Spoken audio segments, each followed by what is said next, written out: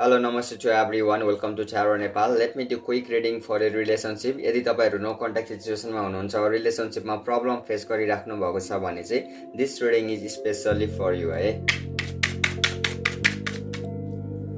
Alright, so as of now तपाईको पार्टनरले चाहिँ manifest गरिराख्नु भएको छ है. तपाईलाई म्यानिफेस्ट गरिराख्नु भएको छ. तपाई र तपाईको पार्टनर बीच रिलेसनशिप राम्रो होस्, फ्रुटफुल होस्, फेरि हेल्दी वेमा अगाडि बढोस् भनेर चाहिँ उहाँले रेगुलर बेसिसमा म्यानिफेस्ट गरिराख्नु भएको छ. आउने दिनहरुमा चाहिँ तपाईहरु दुवै जना ट्राभल गर्न सक्ने, सेलिब्रेट गर्न सक्ने चान्सेस, पोसिबिलिटिजहरु छ है. मेबी तपाईहरु डेटमा पनि जान सक्ने, तपाईको पार्टनरले चाहिँ डेटको लागि तपाईलाई बोलाउन सक्ने चान्सेस, पोसिबिलिटिजहरु छ with the knight of once.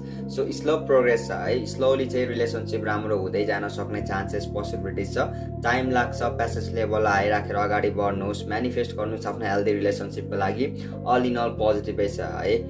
Type 555 to claim this energy. Since this is general reading, so सबैलाई रेजोनेट नहुन सक्छ. रेजोनेट हुनेले चाहिँ claim गर्न सक्नुहुन्छ है. And if you guys want personal pet tarot reading with remedies, you can directly DM me. Thank you.